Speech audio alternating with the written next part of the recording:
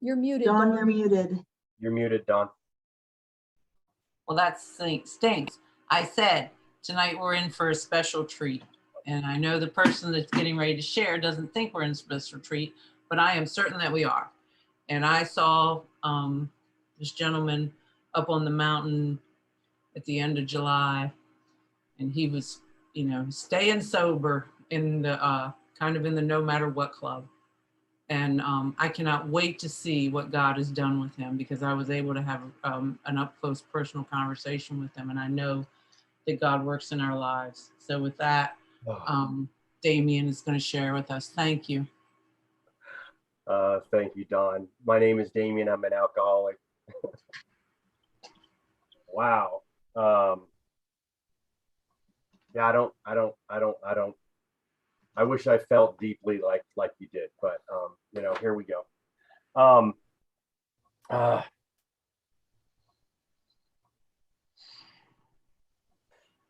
Yeah, my name is Demien. I'm an alcoholic. I found you guys on my own steam back in June 12th, 2002.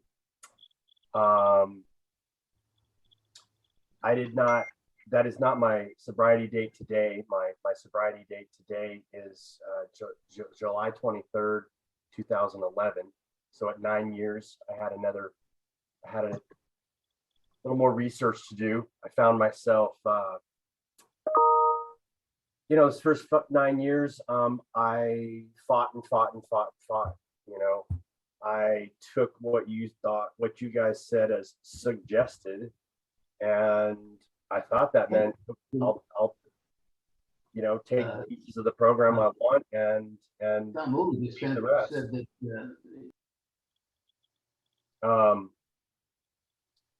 I was slow to do the steps. I was slow to get a sponsor, that kind of stuff, right? I got right into service though, and I made the coffee at a Santa Fe Saturday night meeting called Long Table.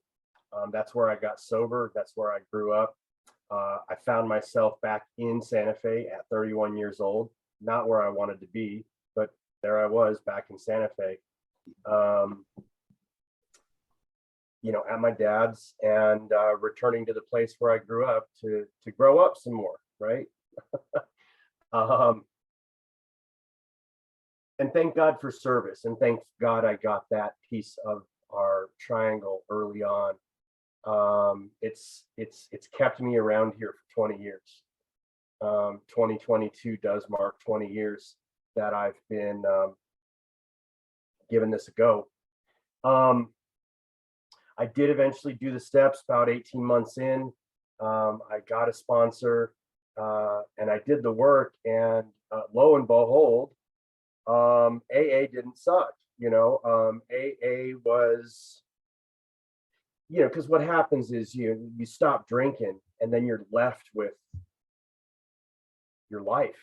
You take away the alcohol, and you're left with the alcoholism, the ism. And I love that we're in We Agnostics tonight, because in working with my current sponsor these days, one of the places we go to immediately and frequently is, I forgot to start my timer. There we go. Is page 52 in We Agnostics. And I have to ask myself why I shouldn't apply to my own problems the same readiness to change my point of view. And I have to ask myself, am I having trouble with personal relationships? Am I controlling my emotional nature? Am I a prey to misery and depression? Making a living, feeling useful? Am I full of fear? Am I unhappy? All of that stuff. And, it's interesting because the first time my sponsor ever did that with me, I remember doing this. I'm like, trouble with personal relationships. Hey man, my personal relationships are better. We're good, Mickey. Yeah, check. My emotional nature, check. We're good there, Mickey. Yeah. Prey to misery and depression. Nah, not so bad anymore. Uh, couldn't make a living. Oh my God. Yeah, that one still sucks. Yeah, okay. Got to work some more on that one.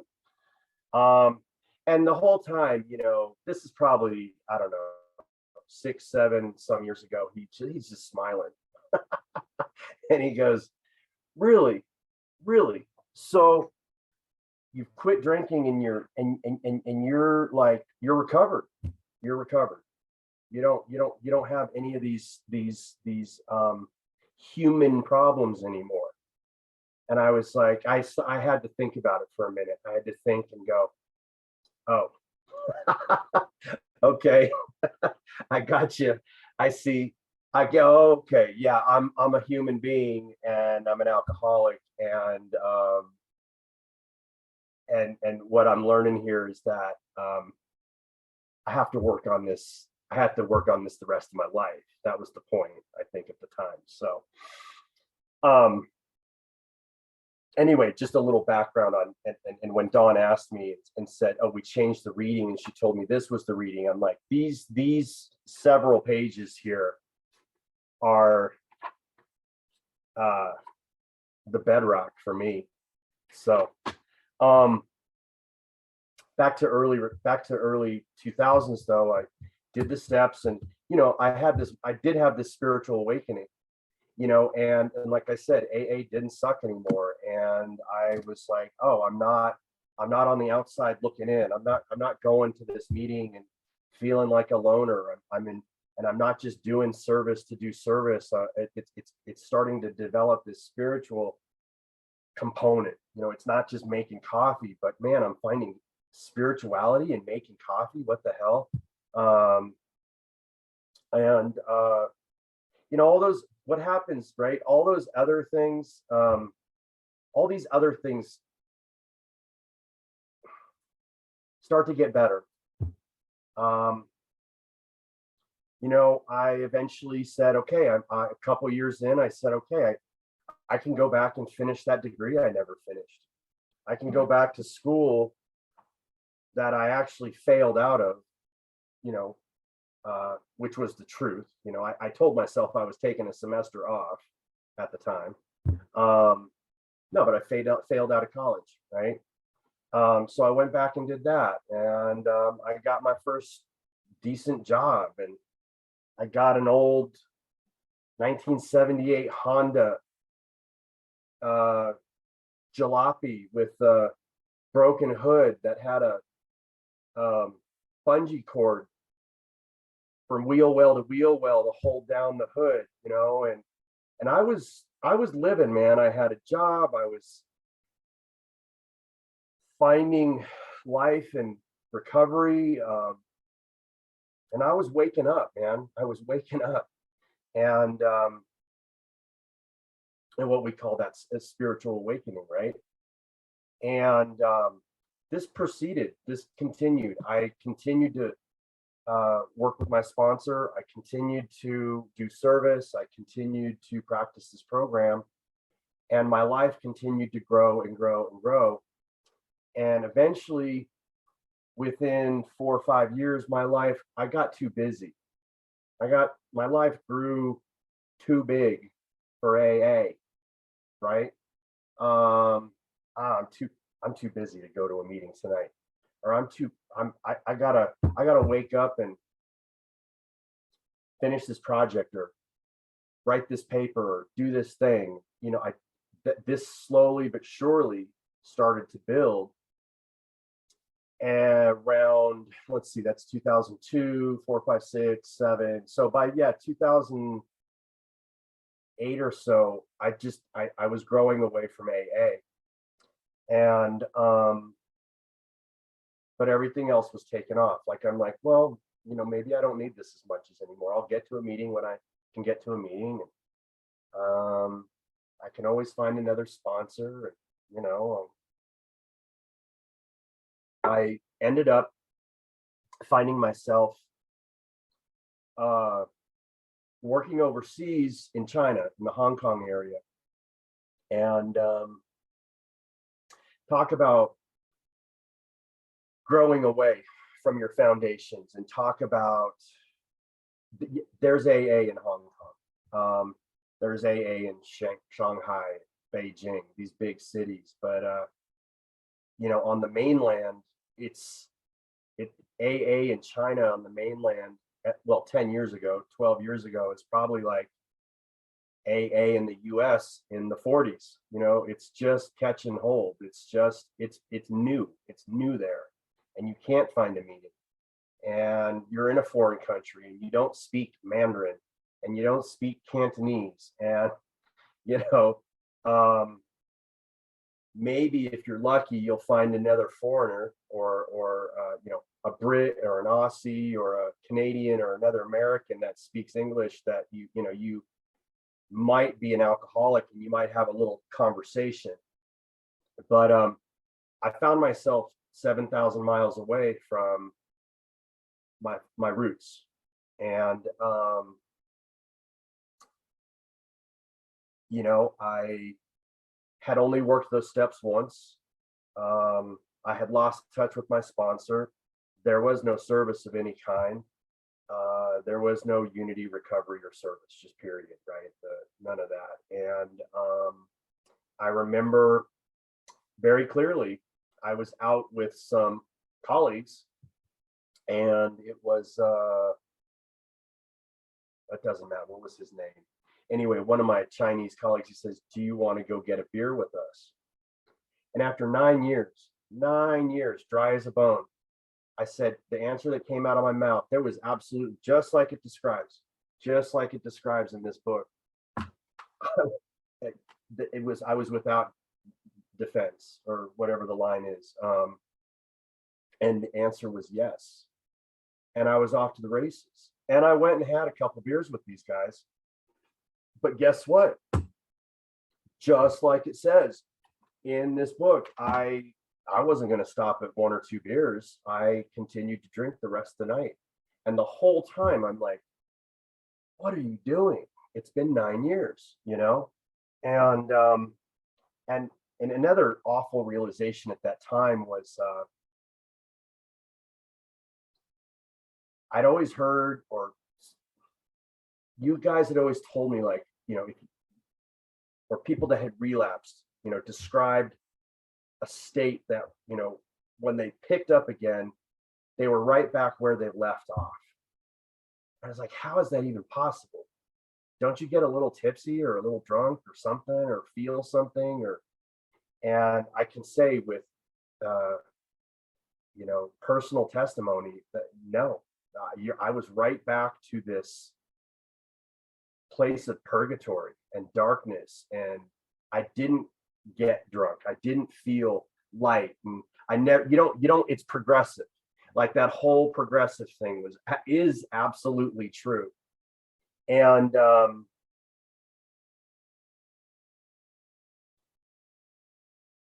that happened, and I was coming up. This was in the spring of 2011, and I wasn't going to tell anybody. And in a couple of days, I was flying back from Hong Kong to San Francisco, and then coming to Colorado and New Mexico. And I wasn't going to tell anybody. And boy, did that get toxic quickly, like within days, that secret, the opposite of what we do in the fifth step, right? Just the total opposite. And that got so toxic. And 7 days later, I was, or whatever it was, maybe not 7 days, but it was, I found myself at FOTS. I was at FOTS that year, and it was Saturday night. We're doing the countdown. So the timeline's a little wonky. I mean, because FOTS is at the end of July, Fellowship of the Spirit, this conference in the Rocky Mountains at the end of July every year is the end of July. And I'm saying my new date, my sobriety date is July 23rd. So yeah, July 23rd to the 28th or 9th or whatever. Okay, that's about a week. Yeah, that's about right. Who knows? Maybe it was the 22nd or the 24th. I don't know. But it's Saturday night and I'm at Fellowship of the Spirit. I'm having this terrible time, awful time there, because I've got this secret. I'm walking around with this poison in me, and oh my God, they do this. This was like my second thoughts at the time, and they do this Saturday night countdown, this celebration of time, right? And lo and behold, my higher power, the reading, and this is getting to this reading, and whether God is or isn't, and this question of faith that we find in these pages, or the question of faith that we're asked to find in these pages. I'm the youngest guy in the room. So not only do I have the secret I'm not going to tell anybody, but my God has me up on that damn stage in front of 500 plus people. Like, okay, the jig is up. The jig was up that quick. And I'm like, oh, wow. All right. This is real funny, God. Yeah. And the oldest guy, I still remember it was some guy named Jimmy from Albuquerque or New Mexico somewhere, 51 years or something like that. And there I was with 7 days. Anyway, and that started my journey. Anew. And I got established here in Colorado. I'm like, all right, I'm not signing a contract. I'm not going back to Asia. I'm homesick and I need to come home. I'm spiritually sick and I need to find my community again. In recovery, I'm at 40 years old. I'm at a bottom, right? And again, and so it began over. I started over, and I'm glad to say that this year, last year, I finally made it to 10 after 8. What was I saying? I made it to 10 after 11 years or something. Anyway, it took a while. Took a while to get to 10. But anyway, that's just a little bit of background. I do have a sponsor today. I am currently working steps. I'm writing a 4th step. I have a service position, and I'm not sponsoring anybody right now. And my sponsor does know he's my sponsor. I call him every week, or more, a little bit more these days, which he's cool with. So that's good. And so fast forward to Fox this past year in our 30th anniversary up there in the Rocky Mountains in Estes Park. And I meet this lady, Dawn, from Virginia. And, honestly, guys, 10 years later, I'm having a different kind of bottom. I have not come out of this pandemic thing fully intact. I am dealing with some depression and anxiety, really bad anxiety. The depression, it's funny when it was spring of 2021, like March, April.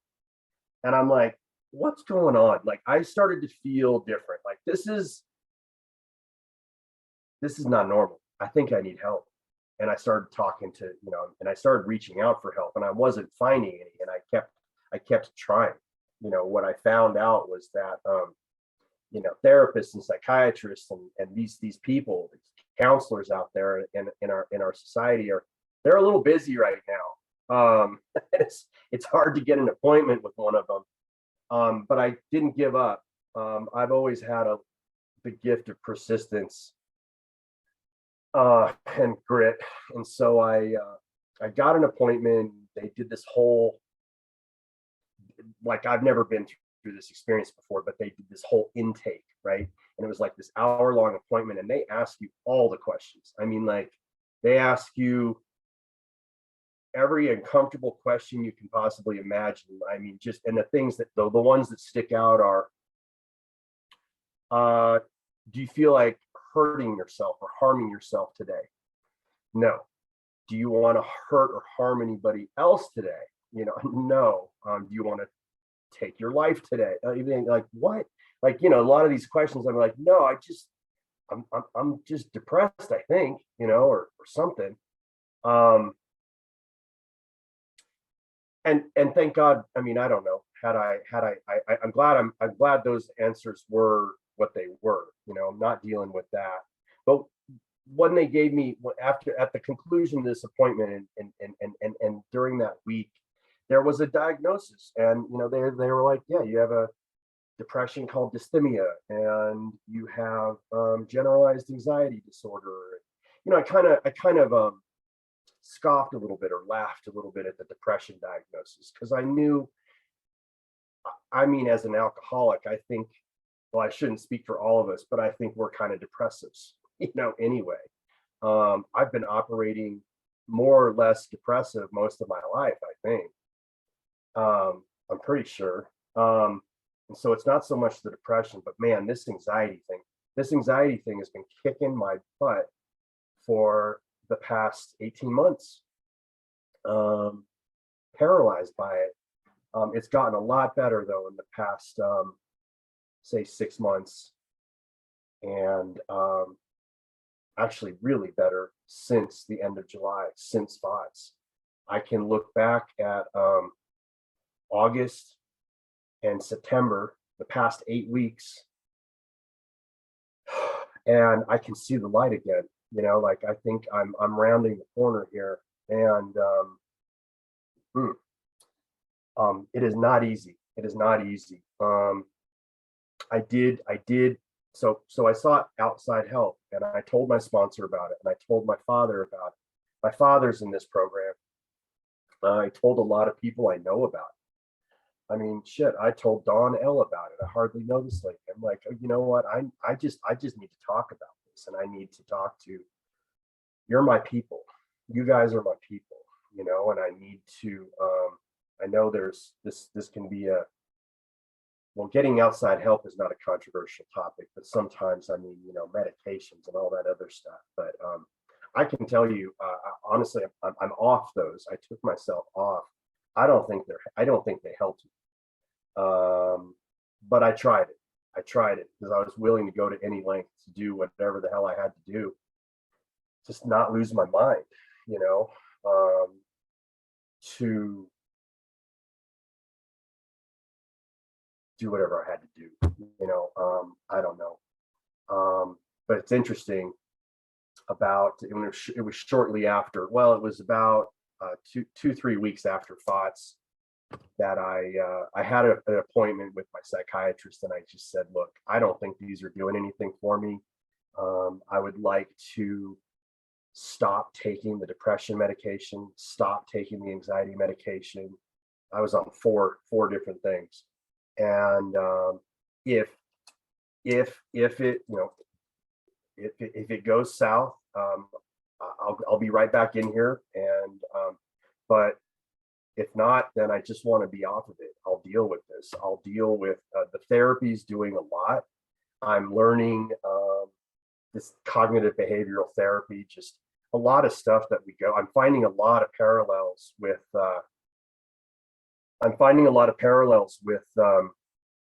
step work in some of these behaviors and habits things that I'm learning, these tips and tricks. And he said, fine, cool, no worries.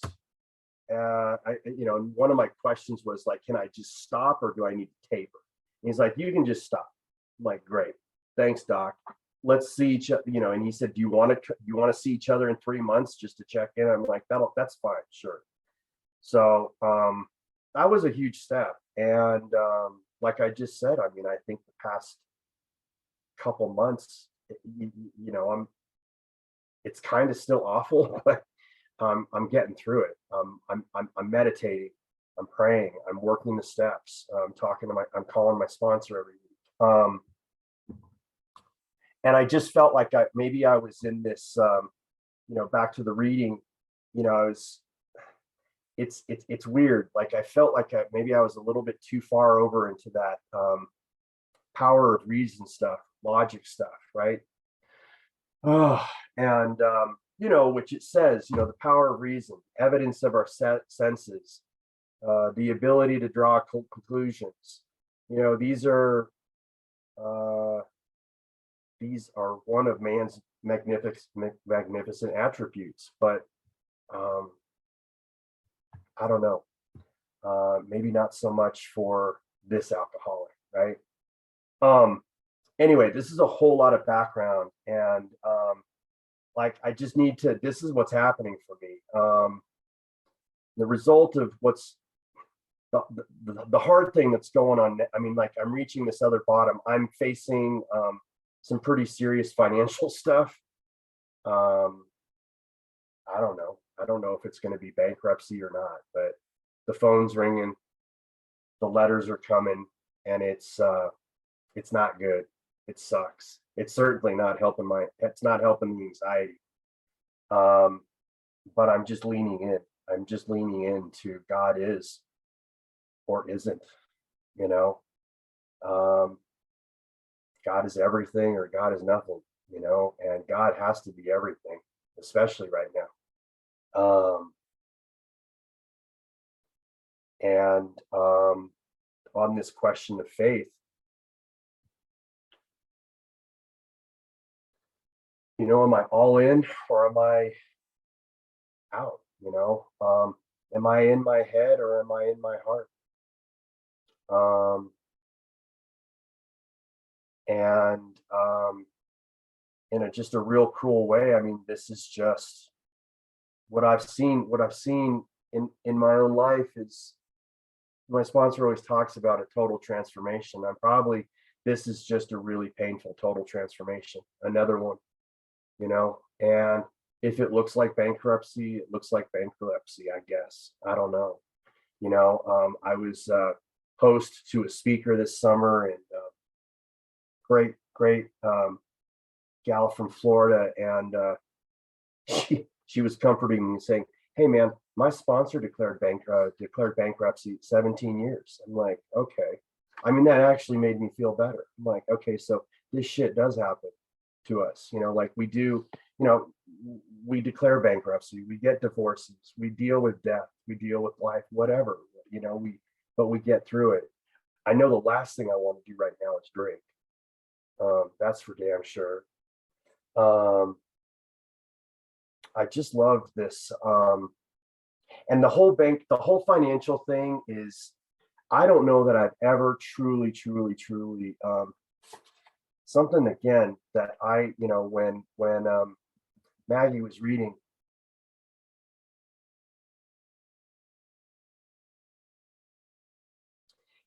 we had been seeing another kind of flight, a spiritual liberation from this world, people who rose above their problems. They said God made these things possible, and we only smiled. We had seen spiritual release, but like to tell ourselves it wasn't true. And that's how I feel right now, guys. It is not true for me. I am not there, and I'm not there. I mean, I'll never forget. I mean, this is like probably in my first 90 days, and I'm like sitting in a meeting. I'm going to meetings all the time, and I'm like, oh my God, you're pulling my hair out. And there's this lady in this meeting in Santa Fe, and she's like, whoa, wow, and beautiful, and like, man, gratitude. And I'm like, oh my God, I can't stand gratitude. How grateful would you be if I stuck this pin in your eye? I couldn't get it. I couldn't get it. And I think of that lady all these years later, and I do get it. I do understand the gratitude that she was talking about. But I can tell you on page 55 here, I don't get this today. God made these things possible. All I can do is smile. I've witnessed this spiritual release. I've had a little bit of it myself. I've seen it in other people, but something's telling me it's not true for me, or maybe I'm not there. I'm not believing it with all my heart, right? Again, I'm going back to this question of faith, and am I in my head or am I in my heart?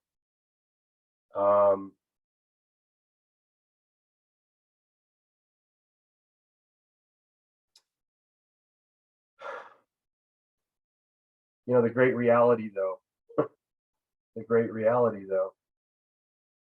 is that all my life, there has been a power greater than myself at work in my life. And I do believe that today. I mean, this was a miraculous realization for me when I was first, my first go around, my first sobriety date, that there was no other explanation that God was present in my life through all the drinking and through all the partying and all of that. Because honestly, I don't know how, there's no other way to explain how I got away with driving the way I drove under the influence and didn't hurt myself or hurt someone else or kill somebody. Honestly, absolutely. There's a man on this meeting tonight. I've known him my whole life. I used to party with his boys, in Santa Fe. And how we made it here is truly an act of God, right? And that's prior to 2002, prior to 31 years old when I got here. I'm 51 now. And that's one of the things I think I'm dealing with. It's like, man, this is not what I expected. This is not what I expected at 20 years or 11 years, whatever, right? I'm supposed to, all these promises, what page is that? Where are those promises? All these promises are supposed to have come true, right? Especially the fear of financial insecurity. I mean, where the hell is that promise right now?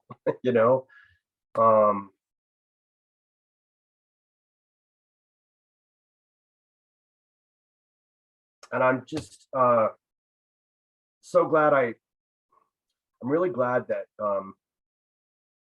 going back to this conversation with Dawn at this like dinner that we were out at this house. I didn't know what the reading was at the time. And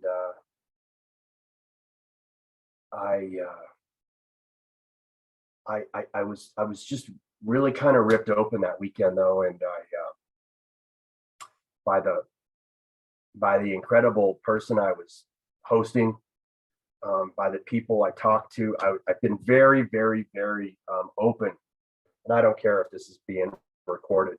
I mean, I've been very, very open about the mental health thing that I've been going through the past 14 months. I mean, I've actually had a couple experiences by being open and by talking about it. I've actually helped some people, right? And this is what I found in AA. When I am open and I talk about my alcoholism, I'm practicing the 12th step, and then every once in a while I'm helping someone, like that happens. So it was instinct for me to, as I've talked about my alcoholism over these years, I'm going to talk about this mental health thing, like I've been taught to do. And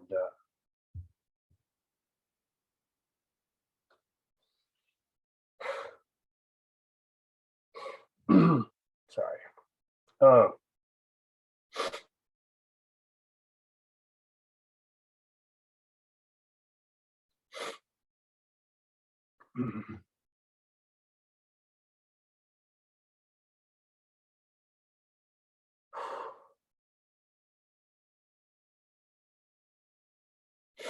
um, talking to Dawn, right? Talking to Dawn on the couch at this dinner. We had the greatest conversation, and it was just another example of being open, being vulnerable, sharing as we do in our meetings and with each other. Uh, uh, a lot of times the answer is like, man, me too. Me too. I've been there before, or whatever. I don't exactly remember what Don said, but somehow it helps you, or helps me get to that deep down in every man, woman, child fundamental power of God thing, right?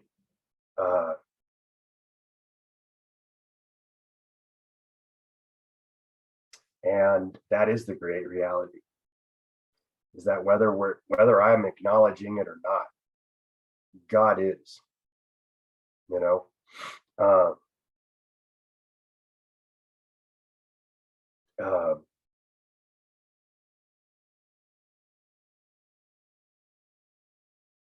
so I'm going to read this paragraph here again on 55, probably many more times in the coming days and weeks and months, and see if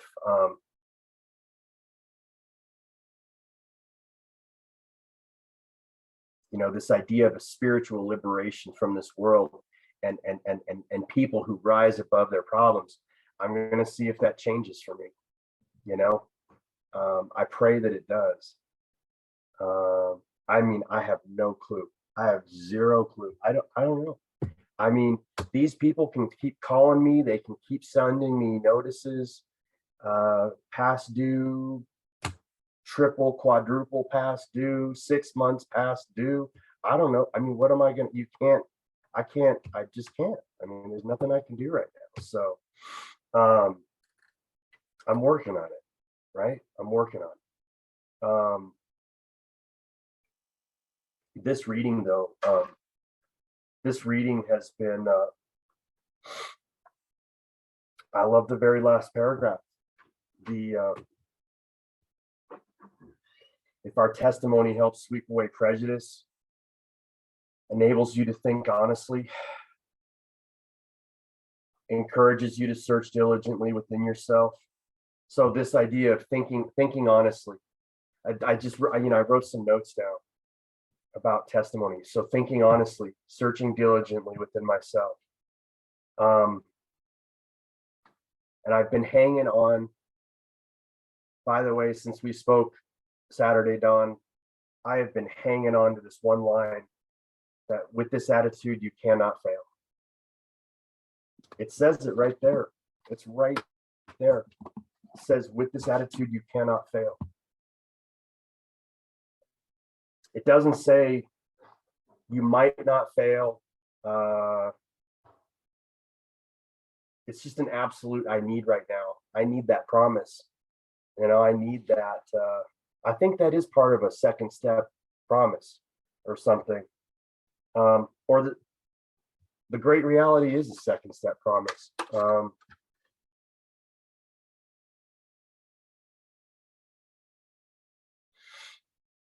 The consciousness of my belief is sure to come to me.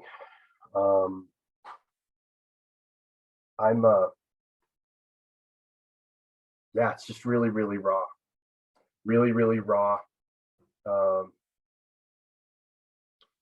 And I realize I'm not testifying. I'm not doing enough testimony. I'm not sharing enough. And I miss you guys. I miss regular and frequent contact. Because my financial life is completely obliterated, and I feel like this failure. And I can't stop the phone calls, and I can't stop the late notices, and all I want to do is hang on to my house and my car and my career. because without that, I don't have a chance, you know. Um,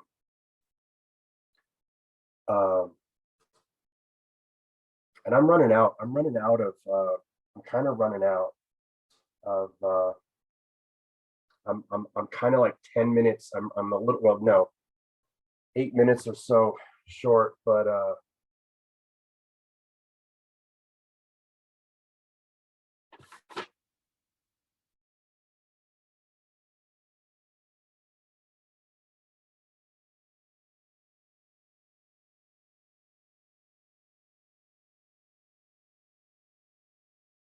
mean, going back to walking over the bridge of reason towards the desired shore of faith, such a great line.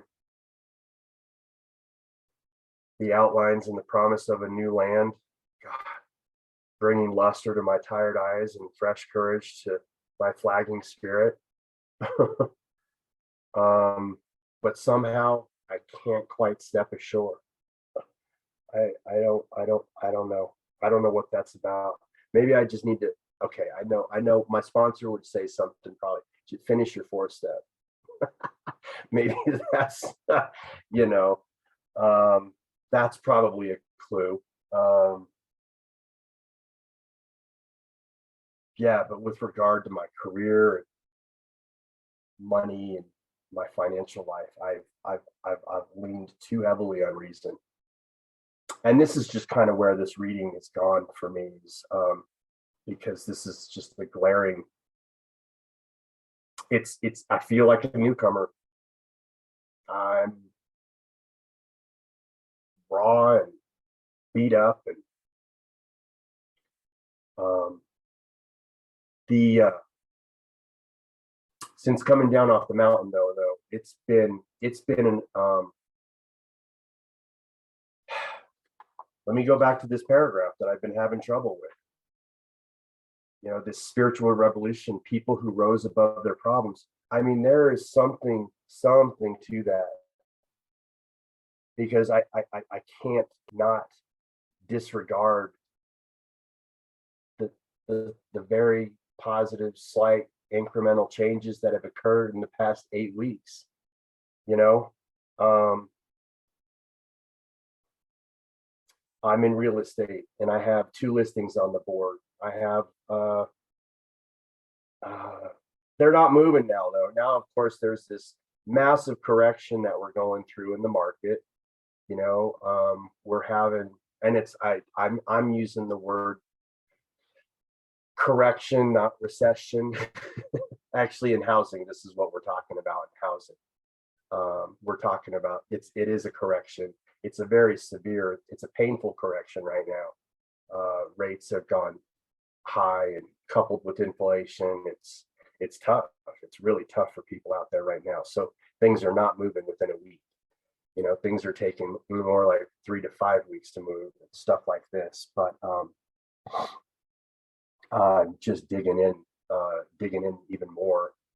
And you know, in another couple months, I mean, like by November, there'll be a little relief. There'll be a little bit maybe of that ninth step promise coming. But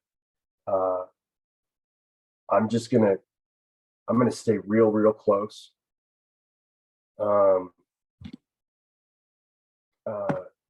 Get my 4th step done. Get to a couple more meetings. Explore, you know, dive into this new service thing. Exercise, sleep, not eat a half gallon of ice cream in a sitting. No, that's not that much. A half a gallon of ice cream in a sitting. And just keep doing what I've been taught all these years. And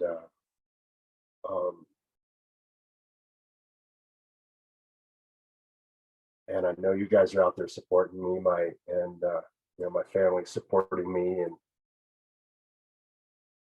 and all of the stuff it talks about. You know, continue to think honestly, search diligently, and join you on that on the broad highway, it says, and believe that with this attitude, I cannot fail.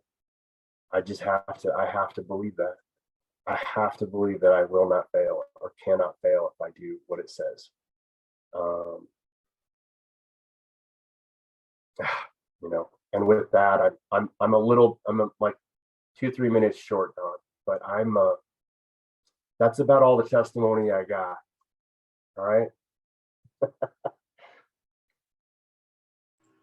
Thank you, Damien. So in this group, we allow or ask that the person that did the share, because this is, these are self-revealing talks often. And people get a little like, whoa, what should I say? So we allow the person that shared to call on a few people that they would like to hear from. So Damien, it's your go. You get a call on about 2 or 3 people, and then we'll open it up. Okay, cool. Well, there's a man on this meeting that I mentioned. I grew up with his son, so I call him Uncle Tom. So I'm gonna call him Tom U. Wow, thanks so much. Thanks so much, man. I wish we were in touch more. You know, Yeah. I'll call you. I'll call you this week. I've thought about that. My name's Tom. I'm an alcoholic, and yeah, all of that is true. You know, 2 of my kids are 51 right now, Right. and man, so much stuff. You know, just so much. One of the things I was thinking about was it's been about 4 or 5 years ago that I had to take hepatitis C medication. Is that Kit? Is yes, he there? he's here. He just wanted. Yeah. Thank He's God behind the. Yeah. Thank God he's here. Yes. Oh yeah. Sorry to interrupt. That's great. That's wonderful. So I've known these guys forever, but at any rate, I had to take this medication for hepatitis C, and I didn't. You know, they said there's no side effects. Like, we perfected it. It's not like, you know, the stuff that I think killed Don Pritz, but interferon. It's, you know, it's just all wonderful, and we've really got it down, and, you know, take it, you know, without fear. And I took it because I had to. I mean, you know, I was going to end up with cirrhosis and everything else. And in the beginning, it was fine. I didn't notice anything. Then what I noticed was I started to get what I called sad, because I'd hear an old song that I hated in the 1960s, and I'd tear up. And I thought, that's really weird. Like, this is not normal stuff. Like, you know. And then as it went on, you know, I would feel other things that felt like sadness, and I would say to myself, well, it's just sadness. You know, sad isn't bad. Mary Thayer taught us that, and, you know, it's all good. And then, man, it continued, and it wouldn't shake. And one day I said, that's ridiculous. This isn't sad. You're depressed. Gary went through all this with me. He was, you know, I told him about all this as it was happening. And then it really got to be like the black dog. It really was bad. And so I called the clinic where I'd gotten the stuff from, and they said, well, you know, we want you to talk to the therapist, you know. And first thing she said was, well, you're not thinking of hurting yourself, are you? And I said, hurting myself? I said, no, last week I was thinking of blowing my brains out, but I don't think it would have hurt. Yeah, but she didn't laugh, right? They never do. They don't have a sense of humor, you know. And you know, and so we went on, and she said, you know, nobody reacts like this. Like, you know, other people who have taken this, they don't have any side effects whatsoever. And I said, I'm not like other people. You know, I react differently to drugs than other people do. You know, I've learned that over the last, you know, whatever it was, 30 years or whatever it had been. But you know, the thing that really, I mean, it's the worst I've gone through in 36 years of sobriety, I think, the single worst thing that I can put, and there've been some bad ones. But what happened was I sponsored these guys and they would call me and they would say, you know, Tomas, how you doing? You know, and I'd say, dude, I'm not doing good, man. I'm depressed. I mean, I've even been suicidal for the first time since my first year of sobriety, and I'm really not doing good. And they'd go, oh man, I'm sorry, you know. Well, can I just run something by you? You know, because it's their shit, you know, it's like that's the way we are, right? That's the way they are.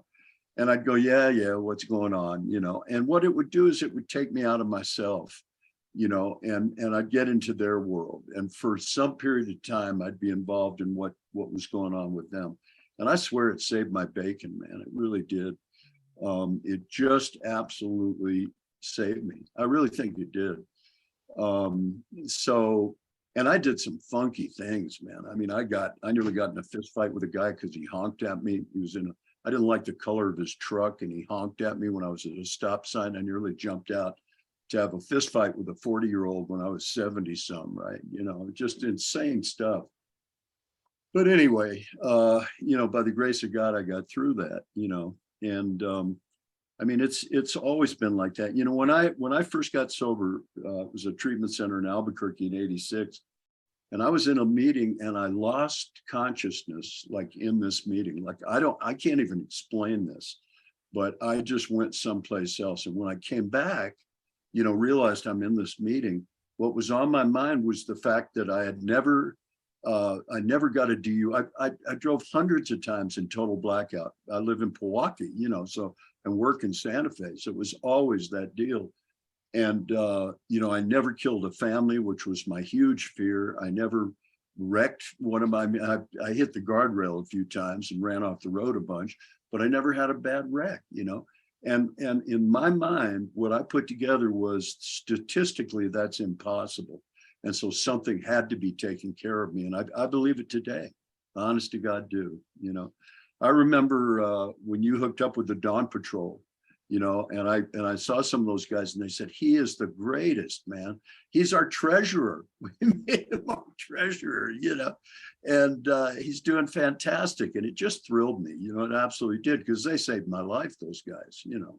Those are the ones that found me.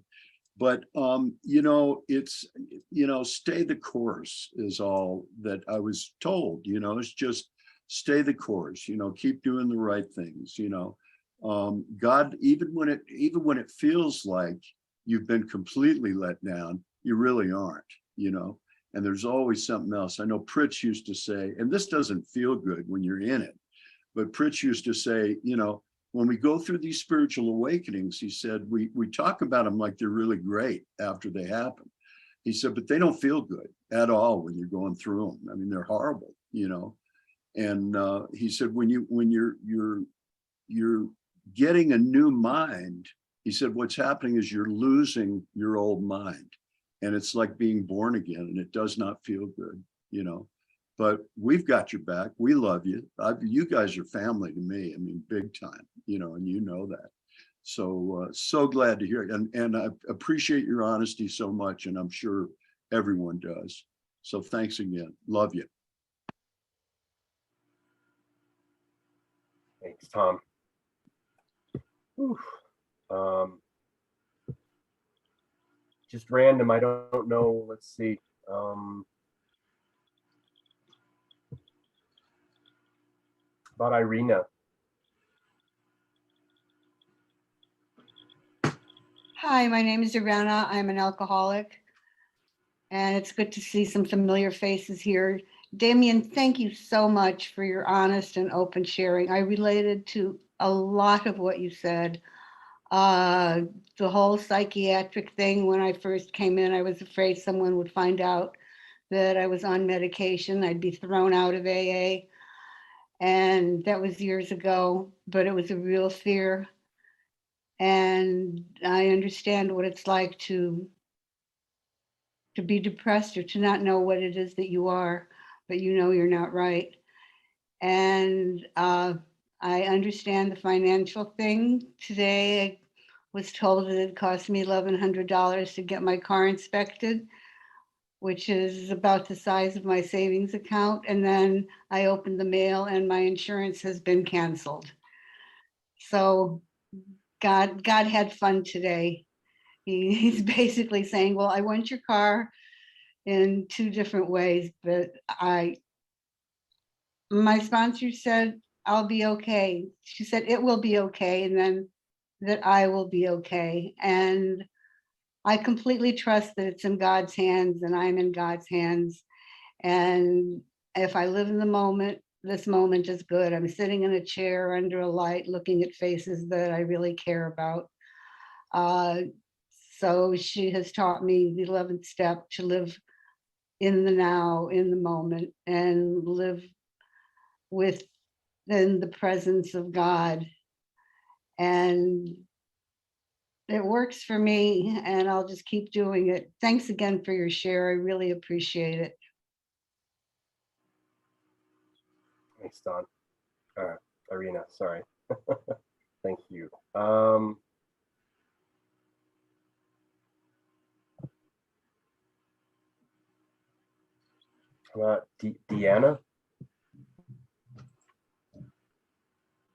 I'm Deanna, an alcoholic.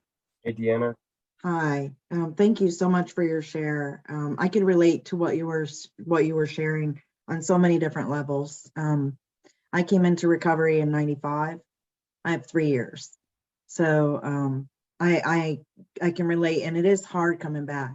You know, I wish my relapse was only you know, a short period, but mine was a long relapse, and you know, it was hard coming back, and I struggled a lot with my relationship with God when I came back, because I had some expectations. I had some ideas about what that was supposed to look like, what my recovery was supposed to look like, what my experience was supposed to be. I had this idea that if I do all the right things, then everything's going to be okay, and it's all going to work out. And you know, I'm just going to get the house back. I'm going to get the car back. I'm going to get the job back. Everything's going to come back to me because I'm doing the things in this book. And that is not the case. You know, it was that relationship with God. I worked with my sponsor, who happens to be Dawn, a lot in having a new relationship, a new experience in my recovery, a new relationship with my higher power, and identifying that, you know, and to let go of the idea that I failed. I didn't fail. I'm powerless. And being powerless is not a failure. And the sentence that I have highlighted and underlined and circled in my book on page 55 is that that it was obscured by calamity, by pomp, and by worship of other things. And those other things to me were my pride, my ego, how I looked, what you thought of me, how much money I had in the bank, what my car looked like, how much I weigh, all of those things. And you know, when I stop and I look at you know, my relationship with God today, and this doesn't happen overnight, but today I feel like all of those things are not important, because they're just things. They're just things. And what's really important to me is that I do have that peace of mind today. I have that sense of peace, that calm, that acceptance, that, you know, okay, things aren't going exactly the way I want them to go, but I'm okay with that, because I know that I'm not alone in the whole process, right? You know, I had to file bankruptcy, and you know what? There's a reason they have it available, because people need the relief. We need, you know, it's like I needed help. I needed some help, and it was there and it was available to me. And you know, it took me swallowing my pride, but I did it. And oh my God, the relief I got when I finally did it, because the phone calls stopped and the guilt stopped and the shame stopped. And I was able to take a breath and get started over again. So, you know, I mean, you sharing your story was like me walking through my own story. It's truly, and I'm just here to say that, you know, for today, you know, just hang on and just keep doing what you're doing. And, you know, my life is, it hasn't gotten wonderful, and, you know, I'm not, you know, skipping on rainbows and stuff, but I am, it has gotten better. Because I'm not as dependent on those things as I was before, because I'm starting to be able to depend on my higher power.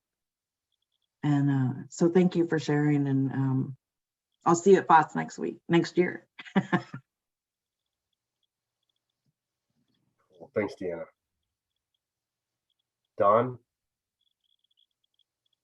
Are you calling on me or turning it back over? should I turn it back over, or I'll call on you? Yeah. Okay. I'll share and then we'll open it up. How about that? We'll do both. Okay. Okay. I really appreciate you sharing, Damien. I've had some real trials and low spots in recovery, and to you know, it says, for those who fail to perfect and enlarge their spiritual life through work and self-sacrifice for others will not survive the it's certain this is going to happen. Trials and low spots ahead. And my brain, my reasoning says, if I do this, and this, society says I'm gonna do good. It's gonna be good.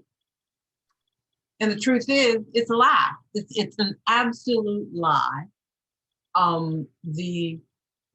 So my reasoning, society's reasoning, just falls short, miserably short of the truth.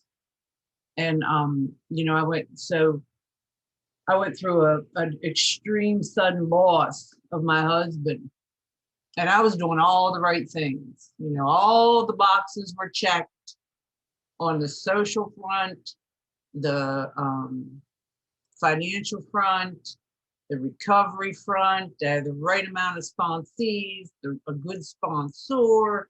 All the things were lined up. All my ducks were in a row. And then an explosion happened and blew them all out of the water. And it became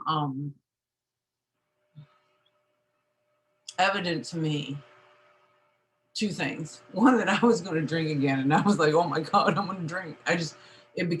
Drinking was on the table, and it hadn't been on the table for me since I'd gotten sober.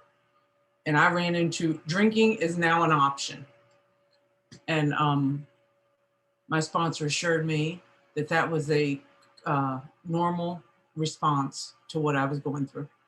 That it was a normal reaction to life.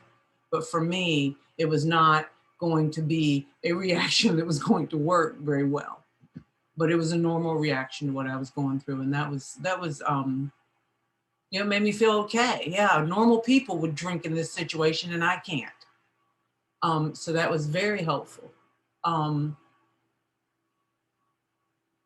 And I also had to get to that place where, you know, it says, with this attitude, you cannot fail. And you pushed on that.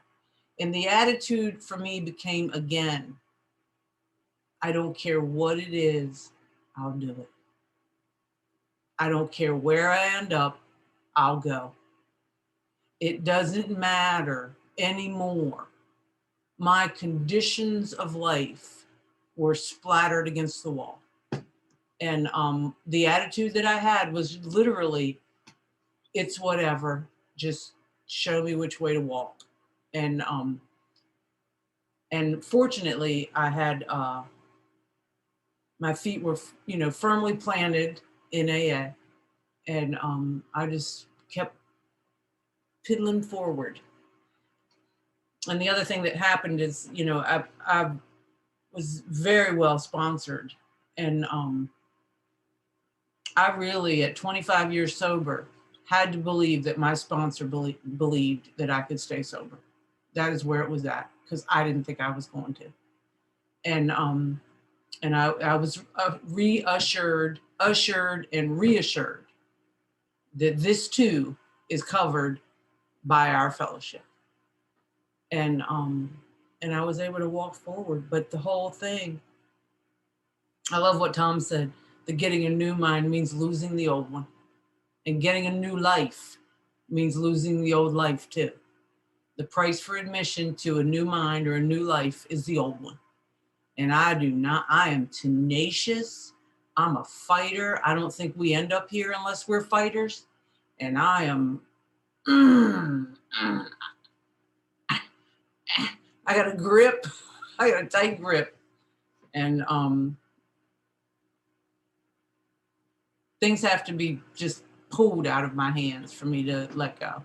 And again, I think to some extent that's a normal reaction to life too. But my problem is my final answer to being in pain is to throw one back. That's my final answer. I'm not going to come to the table and be like, oh, well, I'll do this or I'll do that or I'll do that. You know, it ain't going to be a good scene. It's going to be, eventually it's going to be, I'm going to throw one back. I mean, that's going to be my final, that's it. That's the final answer. And my final answer is, you know, I'm drunk and I can't put myself back together. And I knew, you know, when I hit that wall that that was on the table for me. I can assure you, and I'm here to assure you and everybody else listening, because I am on, once again, the upswing of life. And I never believed, you couldn't have told me 6 years ago that that was possible for me. My husband died, it'll be 7 years in November. You couldn't have told me 6 years ago that I was going to live through it. And if I did, I certainly wasn't going to be happy. I mean, I had given up on the thought of being happy. That wasn't even part of the equation.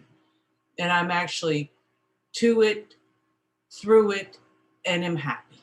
And I'm, you know, my sponsor tells me you need to share your experience, and that's my experience. I lost everything that was important to me went down the shitter, and at 25 years sober.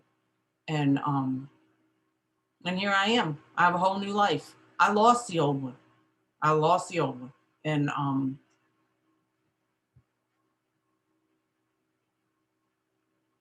it was a good life, but I don't have it anymore. And that's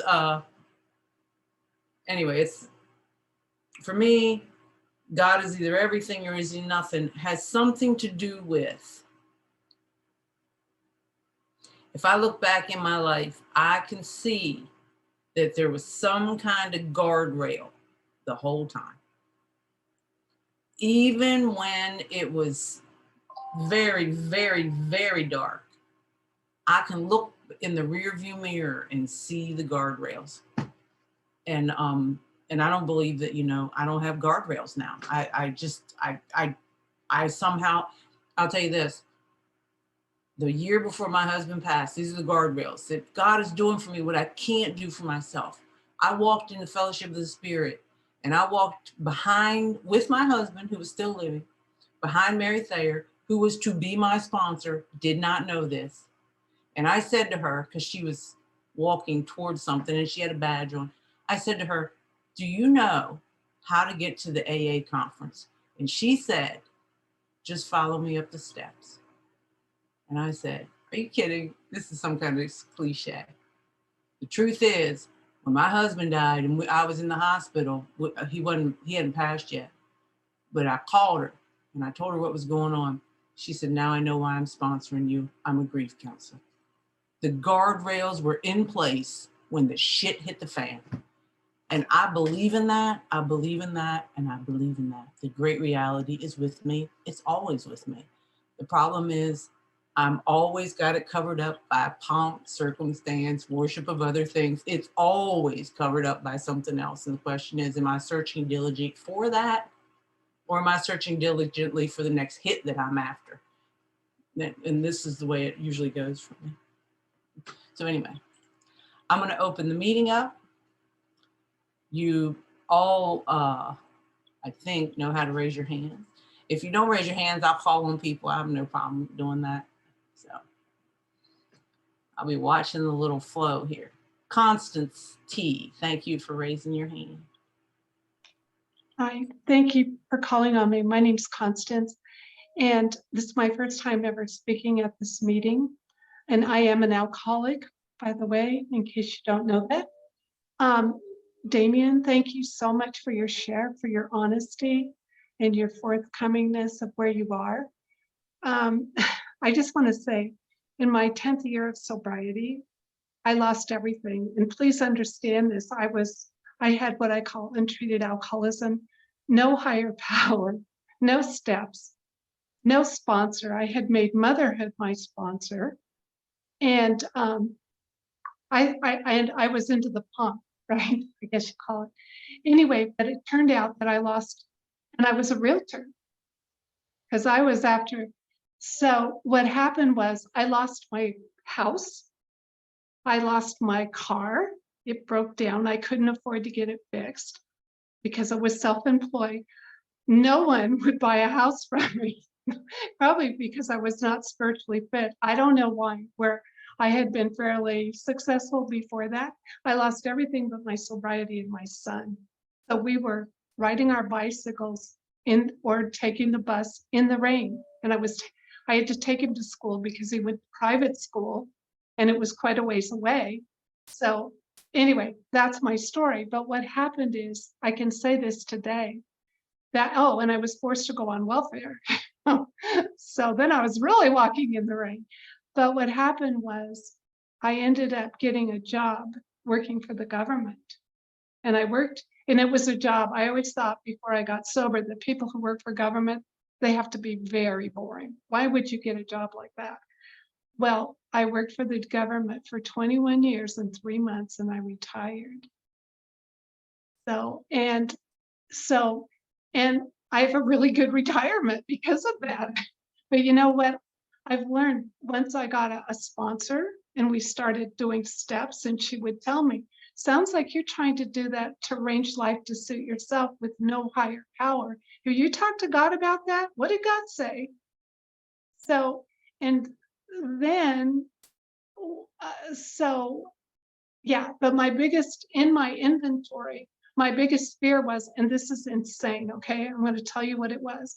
My biggest fear was that I was not a good businesswoman. Now that's insane. You talk about, and she would say, Constance, I don't know where you ever got these crazy ideas about pump and money and da da da da da. She goes, but you should talk to God about that. And you know, so one of my sayings today is, well, money isn't everything, you know. So, and you know, I had that fear has more or less dissipated, or I don't think a lot about that because I realize that, you know, I'm God's child. And I love what everyone said tonight. And so thank you for sharing, and thank you for allowing me to share.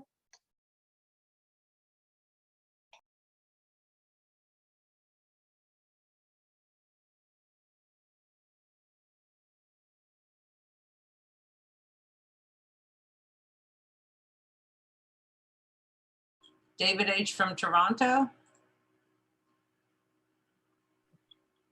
Hey everyone, Dave, alcoholic. I don't have much new to share that other people haven't shared, but Damien, thank you so much. That was a great share for me. I really appreciate your honesty. So many things I could relate to. One thing Thomas said, I heard someone else say it, put a different way that I like. It's like, you know, having experience is great, but getting the experience, terrible, you know? So it's like, you're really sharing, you're going through something, and I empathize and I appreciate that. And yeah, I really get the feeling, you know, I don't know you, I'm here on Zoom in a different country, but just hearing you share and being in this meeting, I just really have the feeling that it's going to be okay. You know, it's going to be okay for you. It's going to be okay for me. And that's the gift that I've experienced in this program. Not all the time by any means. You know, day to day it can change, but I have yeah, that's the payoff, right? It's just like whatever comes it's going to be okay. And as long as I stay here and keep, keep coming back and doing the work and trying and then staying the course. And I like that's sort of what I heard from you. So I really get the feeling that, it's rough when you're going through it. Absolutely. I also reminded of, some years ago, I was in a meeting at my home group and I was sharing about something with my brother, whatever was on my, was bothering me that day, some relationship issue. And an old timer, he pointed like page 427, acceptance is the answer to all your problems. I think it's page 427. I was like, yeah, great.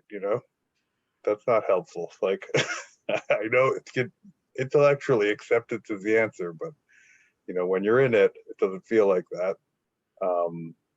I don't know why I brought that up. I think I'm doing a lot of work in prayer meditation. I think I've experienced that at points where it's like my level of acceptance gets high enough that I'm just like, yeah, this is not good. This is not what I want. I can go into worrying about what the outcome is going to be, and I do that. But I've experienced this, like, oh yeah, you know what? Acceptance is it's gonna be okay. So yeah. Thanks again, everyone, for the meeting. Thanks for your share. I really appreciate it. So wish everyone the best. Thanks. Thanks, David. And Erica has her hand up. Hi guys, I'm Erica, alcoholic. Damien, where are you? You know what? I didn't recognize you.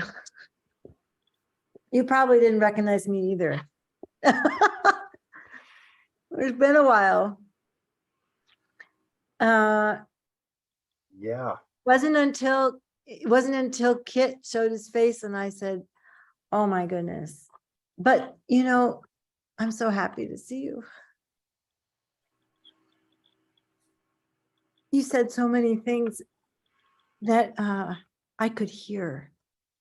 And that's a big deal for me, that I can hear something in a way that I hear it in my heart, not in my head. The first thing that caught my attention was you said, I'm spiritually sick. And I like looked up and I thought, that guy said that on the meeting? He said, I'm spiritually sick. How brave. And I feel the same way sometimes. Thank God, not all the time, but I often sit in meetings and I think they all have a better relationship with God than I do. I don't pray enough. I don't meditate enough. I do all this comparing and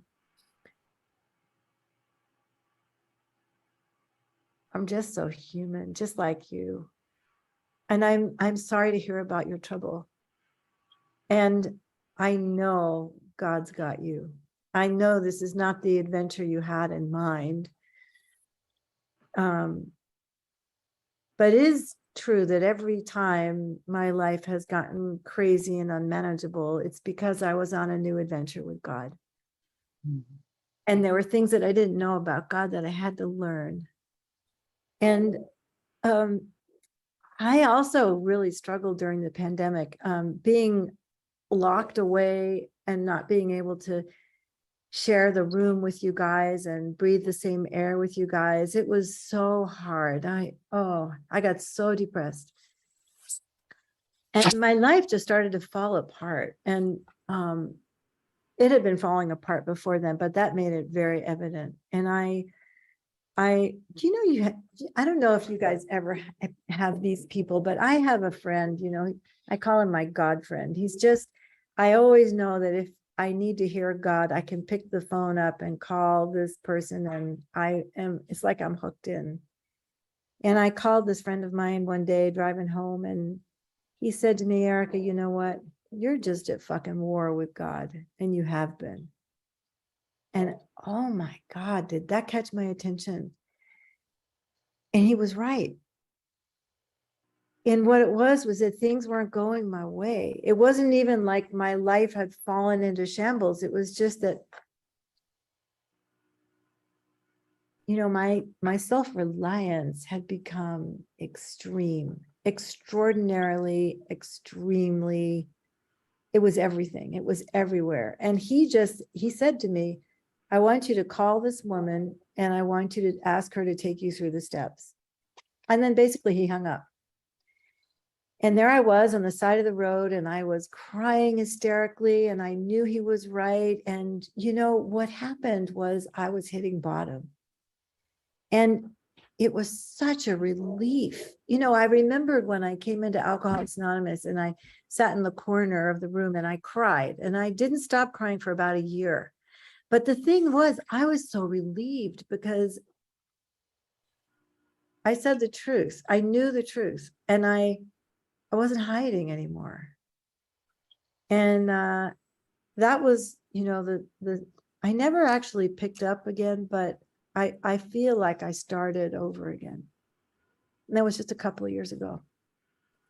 And there's a really incredible story about how this sponsor and I relate to each other. And I won't tell it because it's pretty long, but what I want to tell you is that God knew that I needed to absolutely trust this person with my entire life from the moment I heard her voice. And that's exactly the situation that God set up.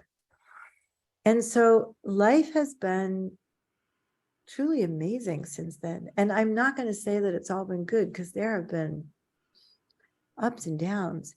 One thing I've noticed about myself is when I go through something that I think is tragic, because, you know, I have tragic things because I am alcoholic. Tragedy happens. It actually does.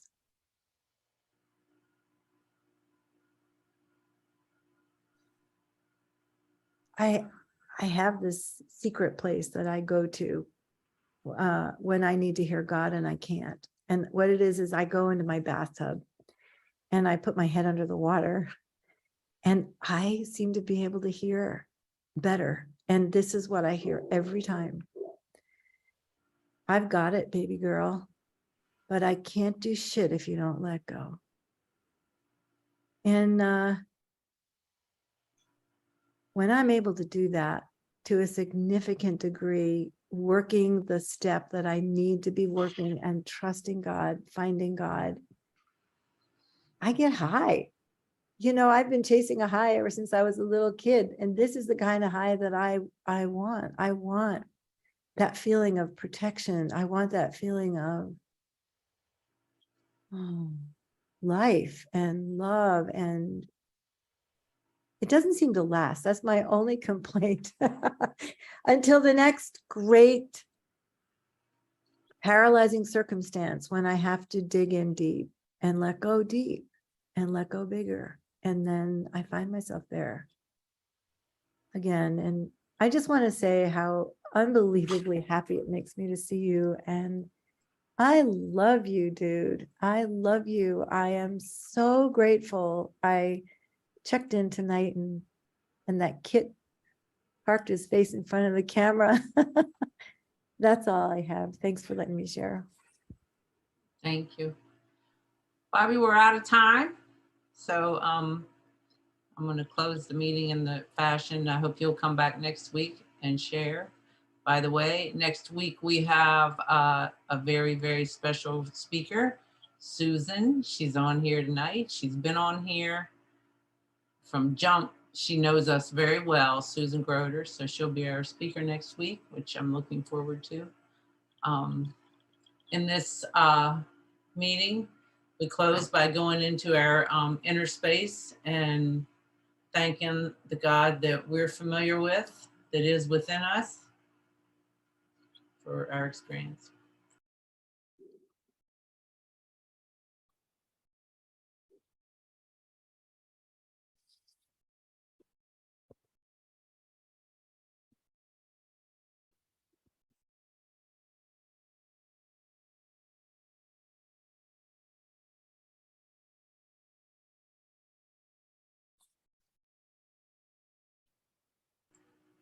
Thank you once again, Damien. You can come back and hang out with us if you want. We'll look forward to seeing you next week too. Thank you, Damien. Thank you, Damien. Thanks, you. Damien. It was Thank you. beautiful. Bye. Damien. Thank Thanks you, for Damien. speaking. Bye, everyone.